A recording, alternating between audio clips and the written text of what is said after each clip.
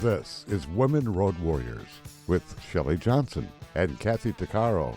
If you drive long haul, short haul, or heavy haul, they're here to empower and inspire women in the trades on tncradio.live. So gear down, sit back, and enjoy. Welcome to Women Road Warriors with Shelley Johnson and Kathy Tuccaro. We're a show designed to inspire and empower women in trucking, in the trades, and really everywhere, with informative guests, experts, celebrities, and people who are champions for women.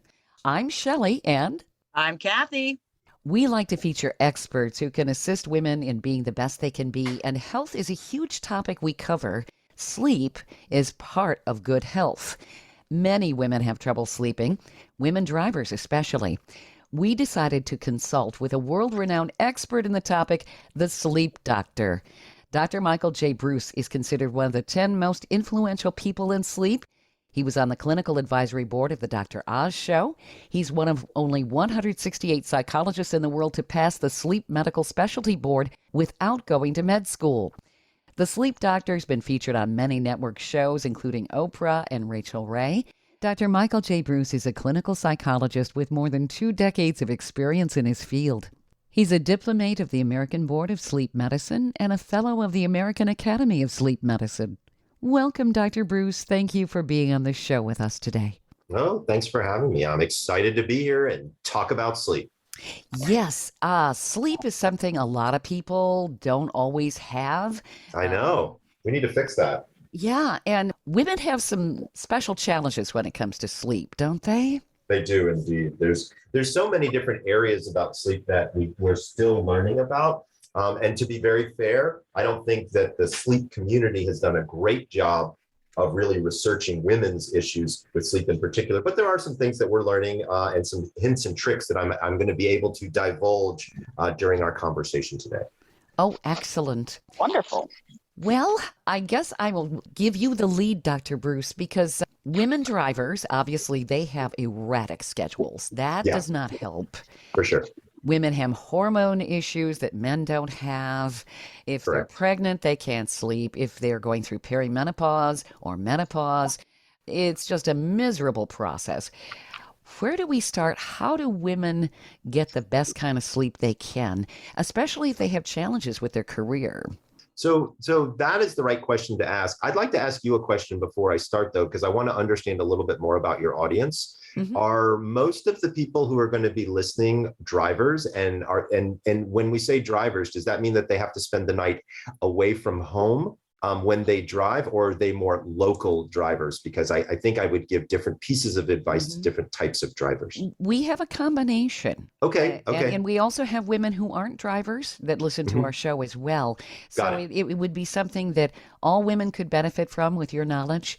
But perfect. Kathy, what are some of the challenges that you certainly have an erratic schedule? You could give Dr. Breus a little bit more insight. Well, like where I work, we work on a 2-week rotation. So I go up to work, I work day shifts for 13 hours a day for 14 days straight. And then I'm off for 14 days. And then I'll go back for 14 nights of 13 hours and then get 14 off. So I'm back and forth, right? Mm-hmm. Yep. So let's talk about that as just an idea in terms of shift work, because that's a very global situation. There's lots of types of shift work and lots of types of shift workers out there, right? And so what you just described to me is exactly how a lot of companies will do it, is they'll put you on a schedule for 2 weeks, you'll be off for 2 weeks, then you come back and you're on a completely different schedule. So number one, I'm just going to throw this out there. This is a terrible way to do things. No kidding. Yeah.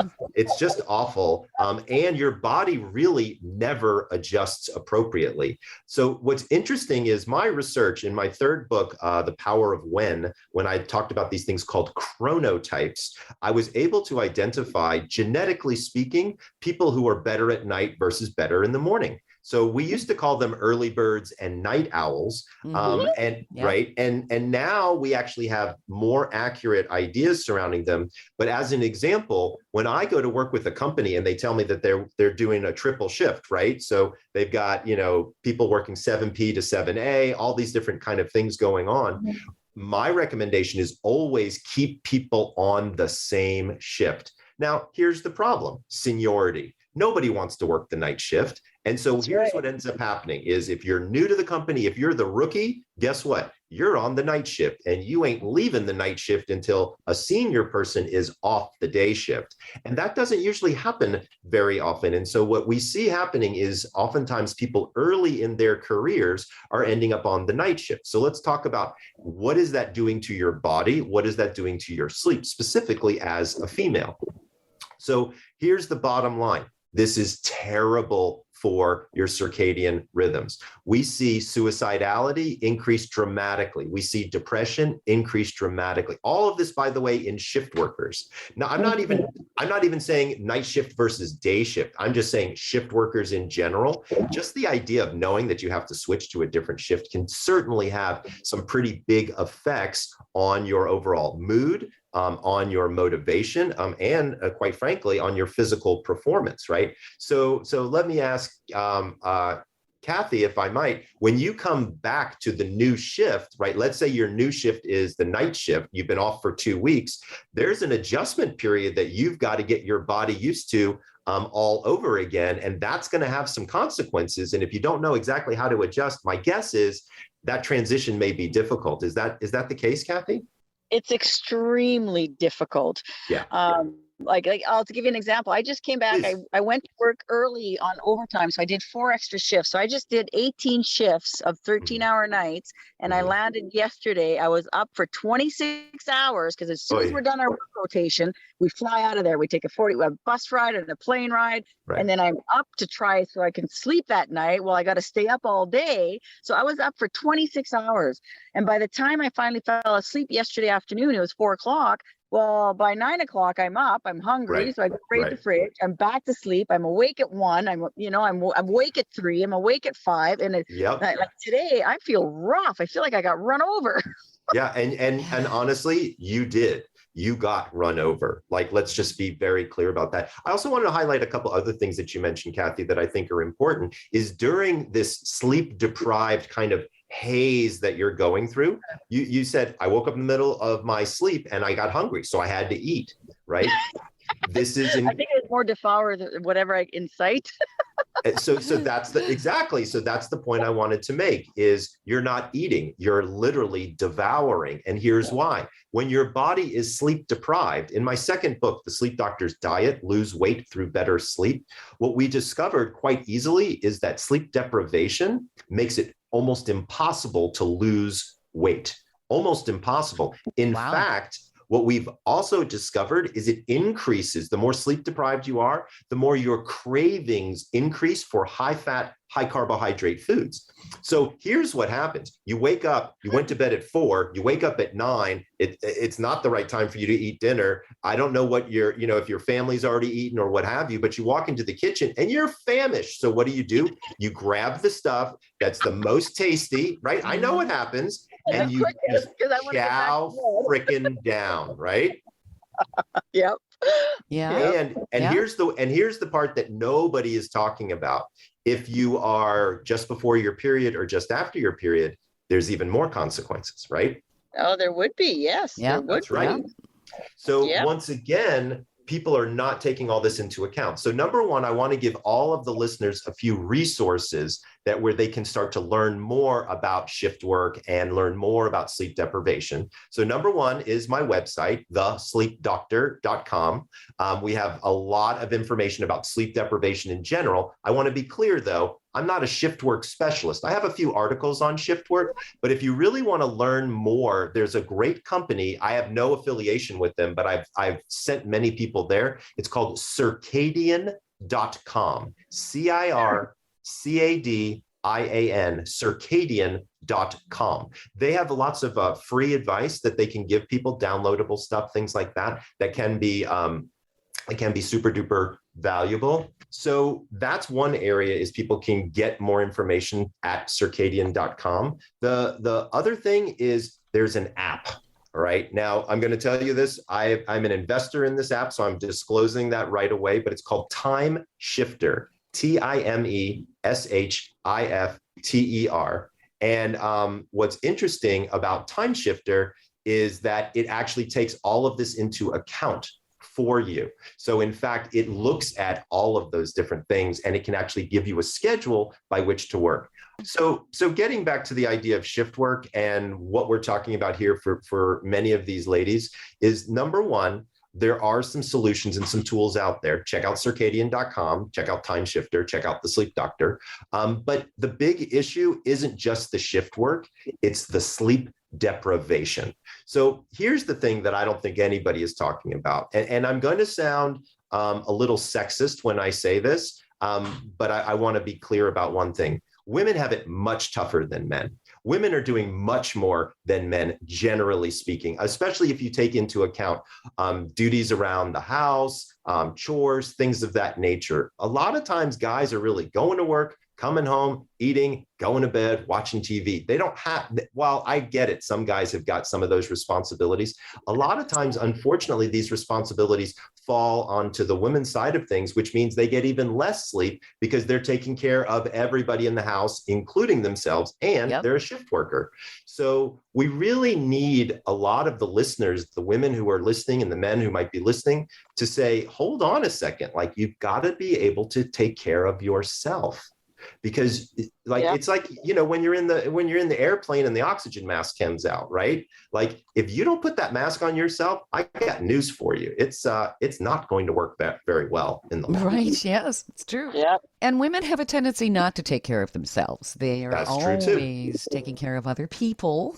And so my theory was that women have a tougher time sleeping. So I am correct on that. Well, here's what's interesting is women. So here's some interesting data. Women report more sleep problems. However, when you ask men, they have almost the same number of sleep problems. They're just too silly to admit it. Men don't like to admit things to their doctors, and that's a historic problem. Whereas women are much more communicative, much more interested in talking about those things, and can hopefully get, you know, more answers. But, you know, at the end of the day, there's really only a few things that anybody really needs to do in order to have high quality sleep. Okay. Mm-hmm. I would argue there's 5 things. And if you're okay with it, I'd like to give like a 5-step plan. That would be okay? Wonderful. Yes. Please do. Let's do it. I don't want to interrupt you. We have to go to break, but I know our listeners want to know this. Stay tuned for the 5 things you need to know to have great sleep from Dr. Michael J. Breus. Coming up. Stay tuned for more of Women Road Warriors coming up.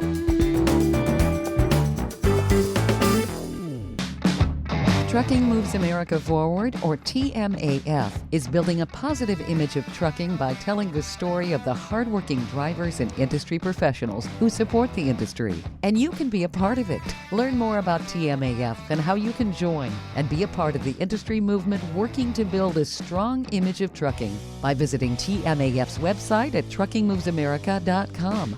You can also follow us on Facebook, Twitter, Instagram, and our latest channel, TikTok. Welcome back to Women Road Warriors with Shelley Johnson and Kathy Tuccaro. Step number 1 is to have one wake-up time. Now, I know, Kathy, that you're a shift worker and that doesn't always work, okay? Yeah. But just follow my guidelines here. You have to try to stick to a wake-up time in particular. That's the most important thing, if at all possible. I actually do that. For the whole 2 weeks that I'm up there, I'm always awake at 2:30 every day, same time. Perfect. And that's good because you're giving yourself a level of circadian consistency. So step number 1 is to wake up at a consistent time. If you can, 7, notice my words here, 7 days a week. Okay. Okay. All right. And here's why. A lot of people think that they can sleep in on the weekends and catch up on sleep. It does not work that way. It makes much more sense if you just keep your sleep hours. So step number 1, wake up at the same time every single day. Step number 2 is to stop caffeine by 2 p.m. Now, you'll notice I didn't say you can't drink coffee, because if I said that, I would be, I don't think I'd be allowed back in my home. Right? I mean, let's be fair here, ladies. I like coffee. My wife likes coffee. There's nothing wrong with coffee, but If you drink coffee past 2 p.m., we know that caffeine has a half-life of between 6 and 8 hours. And so here's where the issue comes in, is 8 hours after 2 p.m. is 10 p.m., which is roughly the time when most people are thinking about going to bed. So if you stop by 2, at least 50% of the caffeine is out of your system, which should make it easier for you to fall asleep. So step number 1, wake up time. Step number 2, stop caffeine by 2 p.m. Step number 3 has to do with alcohol. Yes, we have to address the booze. There is a really big difference between going to bed and passing out, correct? Right. Yep, it sure is. It sure is. And so, look, I don't have a problem with an adult beverage every now and then. I like scotch, beer, wine, you name it. But thinking through this and thinking about the quality of our sleep and the performance that we're trying to move forward with, what I would suggest for people is you need to limit it to 2 drinks and you need to stop drinking 3 hours before bed. Let me explain. By the second drink, here's what's happened is your brain has caught a little bit of a buzz. Pretty much the reason why most people like to drink. However, that buzz is basically telling your brain something is going on. And so it increases a hormone called cortisol, which is an energy hormone. So here's what ends up happening. As you're drinking throughout the evening, your brain is saying, wow, I'm starting to feel this a little bit. I need to add some energy so that I don't get too loopy. Now you're an energetic drunk and you're really not trying to get to sleep. Right? So here's what I ask you to do. Have a glass of wine and a glass of water. Have a beer and have a water. Substitute 1 water for each alcoholic beverage. So if you drink a glass of wine, drink a glass of water. Drink a glass of wine, drink a glass of water. Now you stop 3 hours before bed. You will sleep like a baby. You will still have enjoyed your adult beverage and and everybody's perfectly happy. So step number 3, limit it to 2 drinks and stop alcohol 3 hours before bed. Step number 4 is the other possibility, and that is to do with exercise. So I am a huge fan of exercise. I tell people all the time, this is one of the greatest ways to improve sleep quality, okay? Yeah. However, there's a problem with exercise. If you exercise too close to bedtime, you heat up your body and it's almost impossible to fall asleep with a hot body. Okay. Mm-hmm. Thermoregulatory body, not good looking hot, just temperature. Just wanted to be clear about that, ladies. So when we exercise, step number 4 is to stop exercise, if possible, 4 hours before bed. Right. So again, what this allows us to do is still get in our daily exercise, which again is great for sleep, but doesn't disrupt our sleep at all. The last step has to do with morning times. Most sleep doctors are only talking about nighttime, but I'm the guy that likes to talk about the mornings. And here's what I'll tell you is I have people do 3 things every morning. It will not cost you a dime, and it will make your day better every single day. Number 1, it's called the 315s, by the way. Number 1, take 15 deep breaths. Simply sit up. You need to be sitting up with your feet firmly planted on the floor and take 15 nice deep breaths. Very simple. Just wake up your respiratory system and bring yourself present. Step number 2 is drink 15 ounces of water. Most people don't know this, but sleep in and of itself is a dehydrative event. Most people wake up having lost almost a full liter of water in their system. So here's what happens. If you're drinking alcohol to help you fall asleep, makes you pee, so now you become dehydrated, you lose about a liter of water just from the humidity in your breath. You basically wake up and you're basically a raisin at that point. Then, right? Then you throw down a cup of coffee and now you're in even worse shape because coffee's a diuretic. So please hydrate when you wake up in the morning with 15 ounces of water. The last 15 is very simple. I want you to walk outside and get 15 minutes of sunshine. Now, Kathy, when you're waking up at 2:30 in the morning, this is not going to be an easy task for you. However, what you can... A lot of bears where we work, so... A lot of bears? Yeah. Encountering bears during your walk, not such a good thing. I would imagine. So one thing that you can do, Kathy, is you can use artificial light to help you in the morning time. So why do I ask people to have sunlight in the morning? When sunlight, in particular blue light, hits your eyeball, there's a particular frequency. It sends a signal to your brain to turn off the melatonin faucet in your head. So we like that. And it also sets a timer for when melatonin should start.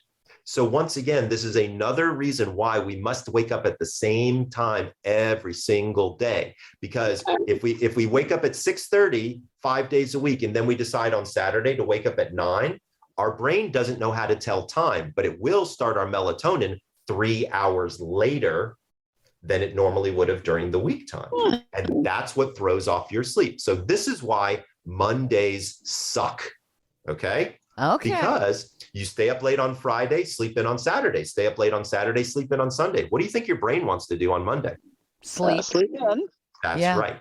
And especially, Kathy, for somebody like you who's a shift worker, this is even more important that you really stick to your guns and stick to your sleep schedule, because Monday at 2:30 in the morning is going to show up real quick, right? Yeah. And that's how that kind of works. And so when we talk about these 5 steps, I want everybody to be very, very clear. You'll notice they come in a particular order: 1, 2, 3, 4, 5. Number 2, they are all free. And number 3, you can actually start every single one of them today. Right on. There you go. Thank you. Of course. What about, because I work 13-hour shifts and I take power naps all the time. Yep. Some people say that it makes them more tired, and for me, it just works. That 10-minute, 15-minute little snooze, it sets me right. Is there a right or a wrong? There is. So here's what I'm telling you, Kathy. You just get more and more impressive as we continue to talk. All right. Not only can you drive just about everything on Earth, but you're also figuring out some sleep science on your own. So it turns out that NASA started studying napping a long time ago, because, when you've got astronauts in the space station, there's no such thing as time, right? So we really had to start to understand performance, levels of performance, when do people need breaks, things of that nature. Believe it or not, as little as a 7-minute nap can have an effect on alertness. Now, you mentioned a 10 to 15-minute nap. You're right in the sweet spot. So generally speaking, what I tell people is never nap longer than 25 minutes. So I know you two have had this situation, but I want to do an example for our listeners here. Anybody out there ever taken a nap and felt worse, not better? Yep, I have. Yeah, a lot of my coworkers. Yep. 100%. That's because they napped too long. Once again, 25-minute nap. Now I'm going to give you something that is going to blow your mind. Okay. There is a product called Nap Jitsu. All right. You're going to love this. Just listen in. So what you do is you take a small dose of caffeine, close your eyes, take a 25-minute nap. When you wake up, you have burned through the sleepiness that you've had. The caffeine fits perfectly into that receptor site. Trust me on the science on this one, because I can go into the detail if you want, but there's really no need. And then the caffeine kicks in, you are good for 4 hours, guaranteed. Ooh, I like that. Awesome. Here's the part that I like about Nap. You could do it with a cup of coffee, to be clear, but here's why I like the Nap Jitsu product, is because in particular, they add these things called nootropics. So for listeners out there who may not know what nootropics are, these are what we call smart drugs. So these are herbs that help with things like attention, focus, mood, details, things of that nature. So remember, caffeine is an energy boost, but it's not necessarily a focused energy boost. With this particular product, I've discovered, and I've used it multiple times now, that I feel well slept, energetic, and focused all at the same time. You could do this with a cup of coffee. Just slug a cup of coffee, put in a couple of ice cubes, and then take a 25-minute nap. Remember, no sugar, no dairy in the coffee. You want it to be black because you don't want any stomach upset or the sugar messing things up. Now, does this always have to accompany a nap? Yes. Okay. So, and by the way, you don't want to nap too late in the day. So you would really want to save this for any time before 2 to 2:30. Excellent. All right. Because remember, if you nap too late in the day, you lower your sleep drive. By the way, anybody who has insomnia, and many shift workers do, should never nap. Oh, Really? okay. Anyone with insomnia, is that pretty much the rule of thumb? Yes. Okay. I would argue that I would say most people who have difficulty falling asleep really should not be napping, because that lowers their sleep drive and will make it increasingly more difficult to fall asleep in the subsequent evening. Do you find that it affects like people that are like the elderly? They Yes. barely sleep, but they nap a lot. Like, should they not do that? Do you know what I mean? Yeah, like my mom is 77 and has this problem all the time. Sure. No, I know exactly what you mean, Kathy. Here's the biggest problem with people as we get older is we have less of a schedule. And so what ends up happening is, I don't have to get up. Your boredom. Yeah, right. 100%. I have patients, honestly, Kathy, who call me up and they say, I just want my day to end, so I'm going to bed. And that's really what they do. So one of the things we know that happens with seniors is because they have more flexibility in their schedule, they end up taking a lot of unscheduled naps. So I'm watching a game show, I fall asleep. I'm watching the ball game, I fall asleep, those kind of things. And so one of the things I'm always talking about with my sedentary clients is movement and keeping their bodies moving. That turns out to be a really important aspect for many of them. Also, the thing to remember is as we get older, we become more medically frail. So we have more things like obesity and hypertension and diabetes and all these terrible things. And of course, these will affect our ability to sleep, as well as the medications that we take for these medical situations can affect our sleep. So as we walk into our senior years, and I'm 54 years old, so I am walking into my senior years as we speak. I just turned 53 yesterday, and I refuse to acknowledge that comment. There you go. I'm not walking into my own. Age is a state of mind. Right, exactly. And so what I tell people all the time is, I have lots of seniors who sleep like a stone.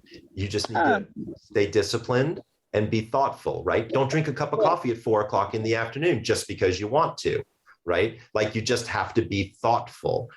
Don't go out and have 4 glasses of wine and think it's not going to affect your sleep and that you're going to have a crappy night's sleep and wake up the next morning and feel like crap, because guess what? That's how it works, right? It's just really about, I think, being thoughtful and being healthy. Stay tuned for more of Women Road Warriors coming up. Industry movement Trucking Moves America Forward is telling the story of the industry. Our safety champions, the women of trucking, independent contractors, the next generation of truckers, and more. Help us promote the best of our industry. Share your story and what you love about trucking. Share images of a moment you're proud of. And join us on social media. Learn more at truckingmovesamerica.com.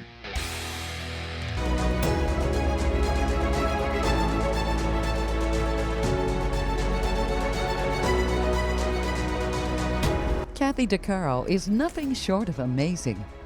She not only drives the world's biggest truck as a heavy equipment operator in northern Alberta, Canada. She's an international motivational speaker and the author of Dream Big, an autobiography about overcoming a lifetime of trauma and abuse that led to dreams of success. Kathy inspires people the world over to change their lives and improve their self-worth. Her book will change your life. She's passionate about personal growth and believes anyone can change their circumstances and overcome their obstacles if they believe in themselves. Her life will amaze you and seriously inspire you. Be sure to order a copy of her book, Dream Big, on Amazon.com.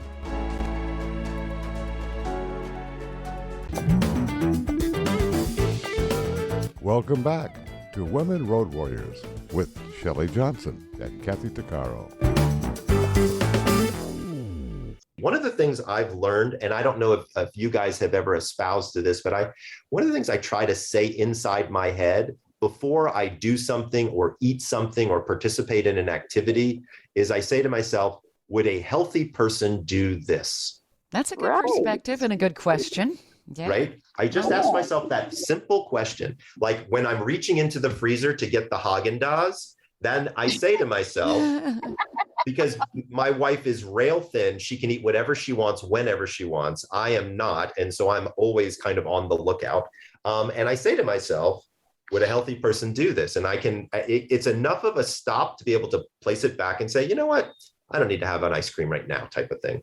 And I found that works great on health behaviors all over the place, right? So, if I'm at the gym and I'm saying to myself, oh, I just can't finish my set, I turn to myself and I say, would a healthy person say that? No, they would rest, they would get some hydration, and then they would complete their set. Now I have a plan. Now I know what to do. Sure. Right. So because I don't know about you ladies, but sometimes my head can be very negative inside of my head, and it can say things to me all the time. And especially when you get sleep deprived, the negativity can really get to be very intense. And so having a mantra like, would a healthy person do that, is just enough to stop me sometimes and say, okay, let's think through that. Right. And I say the same thing with sleep. Like, would a person who gets a good night's sleep do this? Right. Right. Just think about it. Like, you all know, everybody listening knows somebody who's a good sleeper. Sometimes we don't like that person very much. But I have no thyroid. Personally, I can sleep like a rock anytime. It doesn't matter. Yeah, I sleep like a boulder at the end of the day. Yeah. Which is awesome, right? But there's a lot of people out there who don't, right? Who are struggling with a lot of these things. And so one of the things I'm constantly saying to people is just take a step and say, would somebody who gets a good night's sleep drink a cup of coffee after dinner? Probably not, right? Would somebody who gets a good night's sleep have that fourth glass of wine? Probably not, right? It's very straightforward and it's very simple. And I would argue that most people are their own best governors in terms of just asking themselves those questions. And then to be very fair, the worst part is the damage that you say to yourself after you do that. So when you do reach in and grab the ice cream and you eat the entire pint, which is what I do, then I've got all these, right? Look, I mean, let's be honest, that's what we do. Then I've got all these thoughts walking around in my head saying, oh, why did you do that? Do you know how many hours in the gym it's going to take for you to work something like that? I mean, I have the same thoughts in my head that everybody else does, right? So again, just thinking through, and then by the way, I've eaten that ice cream at night before bed. So now I have sugar in my system. I have fat in my system. I'm upset with myself for doing that. And I've eaten really late. Right? Yeah, so you don't get the best night's sleep that night. Exactly. Yeah. And that's what I'm trying to educate everybody on, is if you just think through before you act, you would be pleasantly surprised at how easy this really is. You know, our mantra at work is stop and think. Yes, that's a good one. Before we do anything, they make us stop and think, how bad could it be? What could go wrong? What's the worst possible scenario? So sure. I think it's certainly applicable in this case, right? Absolutely. Dr. Breus, I was wondering, in terms of women in general, they seem to have a lot of challenges in terms of sleep. They've got hormones. They're so cyclical. If a woman's pregnant, then they have a problem sleeping. Women, I think, have a higher body temperature. They do. If they're going through different things like perimenopause and menopause. How do they work through all of that and still be able to sleep? So I'm just going to be very straightforward. It sucks. Okay. Like, I'm not going to sugarcoat this, right? I don't think you ladies really want me to sugarcoat it anyway. No. Right. Now, there are some tools out there that I have found to be helpful when I'm working with women who are having struggles surrounding menopause, surrounding periods, and surrounding just generalized sleep deprivation. I'd like to start with the area of thermoregulation, because Shelley, you brought up the idea that women do have different temperatures depending upon where they are in their cycle. Number one, that is 100% accurate and true. Nobody takes this into account. Okay. There is a company called Chili Technology. And they make a pad that you put underneath your sheet, and it will run cool water through this pad, and it will actually help you lower your core body temperature without freezing you out. Here's what normally That's happens. very cool. Right. Here's what normally happens is women turn to me and they say, I'm going to crank the AC down to 60 degrees, Michael. I'm going to make it like a meat locker in my bedroom. Right. And then here's what happens is they have a hot flash, which is an internal situation where hormones kind of kick into gear and your body heats up. And so then you start sweating profusely in order to dissipate that heat. Well, here's the problem. You're sleeping in a meat locker. Right. So all of a sudden you get freezing cold because your skin is wet and it hits the cool temperature of the AC blowing right on you, right? Yeah. And then you're pissed off, right? Yeah. So you're hot, you're wet, you're cold, and you're angry, right? Right. Yep. That's And it sucks to be your husband or boyfriend at that point. absolutely, right? So this is where this chili technology, I personally have found it to be a godsend for most of my patients. It's called a chili pad. There's one called a Chili Doc Pro. If you head over to thesleepdoctor.com under the recommended products section, you can learn more about the chili technology there. But I will tell you, I've used it personally. My wife has used it. And we find it to be quite helpful, especially in these challenging temperature situations. Now, I'll also give you another challenging temperature situation, right? So what if you live in Arizona and it's June? It's really hot. It's really hot, right? And you may or may not be able to afford to have enough air conditioning to lower the air conditioning enough in your home, right? Mm-hmm. So again, we need to be coming up with strategies that can be helpful. So now I'm going to give you a no frills, no cost strategy on one way that ladies can help themselves cool down a bit. What you do is you need 3 bottles of water and 3 athletic tube socks. Okay. Mm-hmm. You freeze the bottles of water. Once the bottles of water are frozen, you place them into the tube socks. You then place a sock on the outer part of your hip, in between your legs, and then on the other outer part of your hip. You will cool down almost immediately. Interesting. It sounds kind of funny what I do at work, because like when you get really hot, some of the equipment doesn't have air conditioning. Right. And I'm 53. When I get hot, right? Yep. The only 100%. thing that we have up there, which is we have nothing, because I work in Canada in Timbuktu in the middle of the bush. Well, what I do is I'll take a frozen bottle of water and I'll drive around. I'll stick it between my boobs. That's right. It cools down the core temperature. Exactly. Yep. Exactly. Yeah. And so again, if it's the middle of summer and you live in Yuma, Arizona, which I think is actually the hottest place in the United States, like 120 degrees is nothing there. Like, and to be clear, think about this also. A lot of people use swamp coolers. A lot of people don't have air conditioning in their homes because it's expensive. And when the heat gets bad, this is a real situation. So I'm constantly talking with people about different cooling strategies or cooling technologies that are out there that they can utilize. Obviously, keeping a fan on and keeping the air moving is going to be important. Also, to be fair, another issue that we haven't addressed, but we probably could, is the quality of the air. Many people don't think about it, but you're breathing air out of one room all night long. If there's a lot of particulates in there, a lot of allergens in there, you're going to get a stuffy nose. And when you get a stuffy nose, guess what's going to happen? Your mouth's going to drop open and you're going to breathe through your mouth because your nose is stuffed up.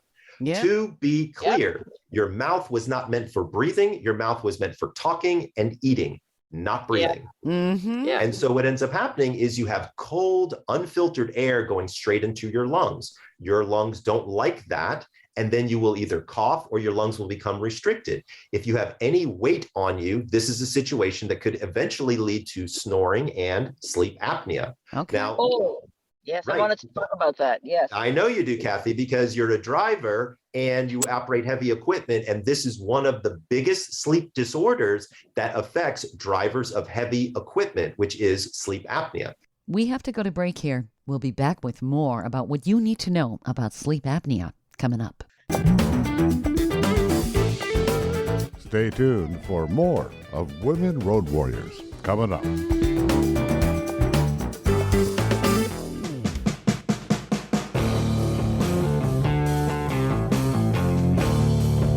TNCRadio.live is proud to carry the Steve Summers Overnight Drive Show. TNCRadio.live is dedicated to commercial drivers. We offer the news, traffic, and weather you need, and the entertainment, sports, talk, music, and celebrity interviews you want to hear 24/7. We have original shows and trucker podcasts that feature some of your favorites, like Ice Road Alex Debogorski and America's Truckin' Sweetheart Marcia Campbell. TNCRadio.live is convenient and designed for professional drivers. The best part is we're free, and you can listen anywhere you are on the road. With just one tap, you can tune into Steve Summers and us right on your phone. Simply download our app by going to app.tncradio.live. That's app.tncradio.live. Welcome back to Women Road Warriors with Shelley Johnson and Kathy Tuccaro. Sleep apnea is really pretty scary. Now, a lot of my coworkers have that. A lot. I know. I bet they do. And hopefully, I hope and I pray that they are actually getting treatment, because I know that a lot of drivers will not get treatment because they'll have to come off driving to get their treatment and then get on treatment and then come back to their driving, depending upon your state. One of my coworkers, that's exactly what happened. Yep. And luckily, we have these the DSS system, because we operate the largest equipment in the world. While people were falling asleep, well, it's obviously a dangerous thing. So they put these little cameras, and it all it does is it records your eyes. And you can actually see the one person was driving 17 seconds with a fully loaded truck, 400 completely tons, asleep. Completely asleep. You know how scary that is? Oh, man. Yeah. So I got called in, Kathy, on, I don't know if you remember back now, this is going about 5 or 7 years. There was a horrible train derailment in New Jersey. And several people were killed, and they have a dead man switch. So I'm sure for folks who don't know what a dead man switch is, this is a switch where the operator, if they have a heart attack or if they fall asleep, they will release this switch and it'll immediately stop whatever the machine is doing and put it into a safety mode, right? So here's the problem. If you're asleep, you don't lose your grip for a while. Right. Yeah. And so this guy literally was asleep. I think it was calculated over a minute, and he was driving a train with hundreds of passengers on it. He had undiagnosed sleep apnea, and his workman's compensation wasn't willing to cover him getting a sleep study. And that was the situation. So when we talk about drivers and we talk about those types of situations, one of the things that we just have to address is the sedentary nature of the job. Look, I can get up and I can walk around anytime I want. Kathy, I don't think that's the case with you. I don't think you can just stand up and walk around whenever you want. No. Right? Sometimes in a 13-hour shift, I'll only get off the truck twice. Wow. Exactly. Right. And let's be clear, sitting is the new smoking. Okay.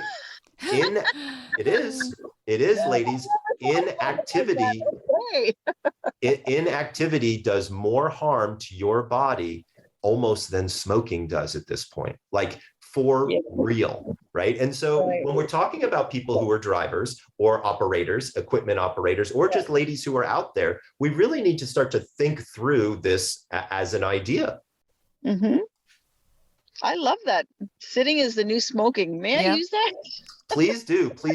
But for folks out there, if you are leading a sedentary career and you find yourself getting tired while driving, please talk with your doctor. You should not get tired while driving. That could be an early sign of sleep apnea, which again, Kathy has already identified. Several of her coworkers have. And just to be clear, sleep apnea is a situation where you actually snore to the point of stopping breathing in your sleep. You suck so much air in that your tongue rises to the back of your throat and literally cuts off your air. By the way, folks, you would have no idea that this is happening, and it could happen hundreds of times a night. I see this almost every day in our patient populations, and most people, I would say 90% of them, Kathy and Shelley, have no idea that they actually have sleep apnea. It's their bed partner that says, hey, not only are you snoring like a freaking freight train, but you stop breathing And I'm a little concerned because you're holding your breath for like 10, 20, 30 seconds. That is not good for your heart. I want to be very, very clear about this. So if you are lying next to somebody and they say, hey, you snore, ask them, have you ever heard me stop breathing? Because that is an early sign and we can get you in and treated in a very efficient and effective way. I always thought sleep apnea had to do with weight and people that don't have necks, like there's no. So it does, Kathy. I think that's and so that's an important. So because people lead a sedentary lifestyle, meaning they're not as active and they're sitting most of the daytime, they have a tendency to gain weight, right? And so one of the things that happens, so to be clear, sleep apnea is not only a big person's disease. I have people who are 125 pounds and 6 feet tall who've got sleep apnea. I will tell you that it's certainly more rare, but it is not an impossibility. But I don't want people to sit there and say to themselves, oh, well, only heavy people have sleep apnea. I don't think I'm heavy, so I don't have to worry. You would be incorrect. If you snore, you need to worry. So if anybody tells you at any point in time that you snore, you really want to take a look at that. Now, what will I tell you? One of the ways to help reduce snoring, you guessed it, weight loss. Right. And by the way, you don't have to lose a ton of weight. If you just lose 5% of your body weight, you can go down almost 30 decibels. So let me give you an understanding. If you're a 200-pound person, that's 10 pounds. Okay. Okay. That's 10 pounds. And we can see a big reduction in that volume of decibel, right? So that's number one. Number two, we haven't really discussed it, but it's an important thing to discuss. When women go through menopause, guess what happens? They gain weight. And we see the ratio of sleep apnea, men to women, change. So before menopause, every 2 men that have sleep apnea, 1 woman has sleep apnea. After menopause, it's a 1-to-1 ratio. Interesting. That's very interesting. So we think it has to do with the hormones and the weight gain. So Kathy, you're definitely hitting the right buttons. Now, one thing is you mentioned a thick neck. Now, I want to be clear about something. Men have a greater tendency to have a thick neck than women do as a general guideline. In fact, here's a very interesting statistic for all you ladies out there, is if your partner has a greater than a 17.5-inch neck, they have an 87% chance of having sleep apnea. Wow. 87%. It's actually the largest physical marker in all of sleep apnea. I swear to you, I could sit outside like a big and tall store and just hand out my card all day long. I could. It'd be easy, right? So when we're talking about sleep apnea, I just want to be very clear. Yes, heavy people will have more sleep apnea and it will have a greater likelihood of being severe. But if you snore, please, please, please ask your bed partner if they've heard you stop breathing. Also, if you wake up tired, if you wake up with a headache, if you wake up moody, if you wake up in the middle of the night gasping for air, these are all signs and symptoms of sleep apnea. And I want to be clear, if you do not get it treated, you will die. Okay? Let me be very clear here. Sleep apnea will lead to stroke and death if it is left untreated. Wow. So you can go 2 paths. You can go the healthy, sleepy path and get this thing fixed, or you can go onto the very unhealthy. And I want to be also super clear. When somebody dies from sleep apnea, it's not a pretty death. They are usually diabetic, they are usually obese, and they are usually hypertensive. So there's lots going on, lots on board. And to be very clear, ladies, it's not a lot of fun. No, so I'd much rather, if you think you've got a sign or a symptom, get it checked out. Worst case scenario, you don't have it. What would a healthy person do? A healthy person should know, hey, somebody told me I stopped breathing in my sleep. I better get this checked out. Absolutely. Yeah. Dr. Breus, we have just a couple minutes left. I know you have a new book called Energize, I believe. Yes. And I know that our listeners probably would like to get a hold of you and ask questions and all of that too. So I'm super easy to find. The book is called Energize. It's available at Amazon, at any bookseller you could possibly imagine, or wander on over to my website, thesleepdoctor.com. There's lots and lots of information, or if you just go to Amazon and type in energize, the book will pop right up. But I'm also available on social media. So for you folks out there who happen to follow things like Facebook and Instagram and TikTok, I also send out lots of fun facts and information in all of those platforms. So please follow me there, and I promise you will learn how to sleep. This is excellent. I know there's so much more we can unpack, but you've really given some really great information for women, because I do think women have a unique challenge. And they do. And you know what, Shelley, you've reminded me of something, and I apologize for cutting you off. If people go on over to thesleepdoctor.com, if they sign up for my newsletter, you can actually download an ebook that is only for women about women's sleep. This is the only, I just remembered that now that we're talking about it. It's called Beauty Sleep. And it talks all about everything from menstrual cycles, menopause, wrinkles, weight gain, like all of the things that we all think about. I put them all into one big ebook. So if you sign up for the newsletter, you get a choice. I think it's 10 things that great sleepers do, the Beauty Sleep, which is the female focused one. And I think there's one other one. So I highly recommend ladies doing that as well. There was somebody I knew that would sleep sitting up so she wouldn't mess up her hair. When you talk about beauty sleep, wow. I thought that was just totally weird. That is totally weird. I would agree with you. Oh, you've been just a world of information. I absolutely love you being a guest on our show. Thank you so much. Yes, thank you. Goodness. Well, I just want to thank you, ladies, because you are doing such an amazing service to all of your listeners in getting into the nitty gritty and talking about the real issues and trying to help all of your listeners figure it out. So I love being on podcasts like this because it's great conversation. All three of us have got great chemistry and energy, and everybody who gets to listen gets to learn. So I just want to thank you ladies for such a wonderful time being on your podcast. Thank you, Dr. Breus. And we'd love to have you back sometime if you have some new insight. You bet. I know our listeners would love to hear it. Absolutely. Next time we can talk about things like cannabis and sleep. We can talk about libido and sleep, and we can even talk about stress and sleep. Oh, very good. Yes. Yes, absolutely. Nice. Terrific. Well, I want to wish everybody out there sweet dreams from the Sleep Doctor. And I wanted to say thank you all once again for having me on. If you want to learn more, head on over to thesleepdoctor.com. Thank you. Thank you, Dr. Breus. This has been terrific. Thank you. You've been listening to Women Road Warriors with Shelley Johnson and Kathy Tuccaro. If you want to be a guest on the show or have a topic or feedback, email us at info@tncradio.live.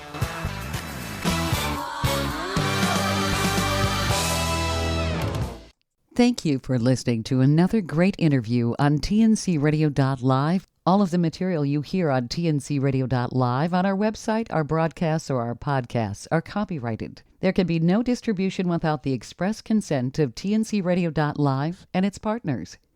For inquiries, write us at info@tncradio.live.